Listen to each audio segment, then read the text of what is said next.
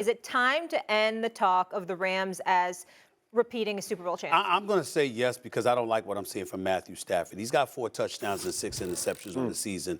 You saw the pick six that he threw to Hufanga last night with a little under 7 minutes remaining in the game. You're driving, you're in a position, you score, get a 2-point conversion, you would have tied the score. I don't like the way they're looking offensively for 2 reasons. Number one, even though Higbee has his share of receptions this season, Sergeant Friday, Keyshawn, here's the bottom line. Every time I look at Matthew Stafford, it's like everything's about Cooper Kupp. I mean, damn, how transparent can you be?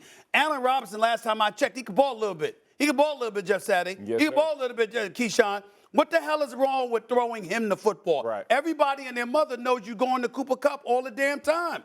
This is what he does. You have no running game whatsoever. And it ain't because you don't have cats like Akers and others who can run with the football. You're not giving them the football enough to make things happen. So you're transparent. You have no running game. You're transparent with your passing game. And for some reason, even though their defense is respectable, doesn't appear to be as stout as we once suspected. Now, that wasn't the case. I mean, listen, it was just one big play you gave up last night, okay, in terms of Deebo Samuel. But he broke about 3 tackles. He evaded like about 9 defenders. I mean, everybody was around him, and nobody could seem to touch him. Right. Deebo Samuel is that dude. I know how big time he is. But, damn, you would expect more from a defense that is the reigning defending Super Bowl champions, sans Von Miller, of course, because he's no longer there. I'm just looking at it from the standpoint and saying to myself, damn, y'all could do better than this. I don't see it right now. Of course, they got plenty of time to get it together. But as I scour the NFC and I see how others play, and the familiarity of Jimmy G being there, along with the rest of the San Francisco 49er crew, along with Tom Brady and Aaron Rodgers and these brothers expected to come on, with the Philadelphia Eagles looking better, with Dallas's defense being better, if I'm being totally fair. I'm not high on the Los Angeles Rams right now. I'm just not. No. And I can understand. I can understand why. I mean, when you look at it, you look at the Rams and you say to yourself, this isn't the same team from a year ago. It's not. The second half.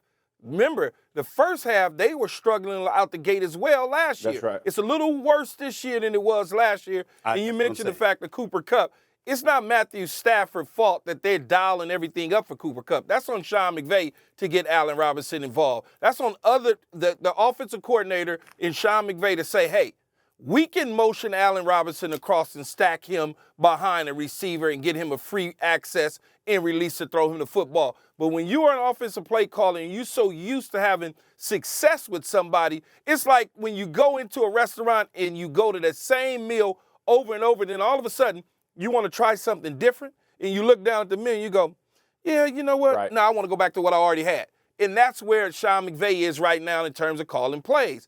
They need to protect up front, Jeff. They need to make sure that Matthew Stafford is not getting hit 17 times. They also need to make sure he's not getting sacked 7 times, because you cannot win a football game if you're not running the football and you're not getting the ball to other people outside of Cooper Kupp. The reason that Hufanga was able to get that interception is because when they looked at that formation, he said to himself through film study, oh, I know what they're getting ready to do right here. If they would have lined up Higbee there or Allen Robinson in that situation, I guarantee you that would have been a positive play opposed to a negative play.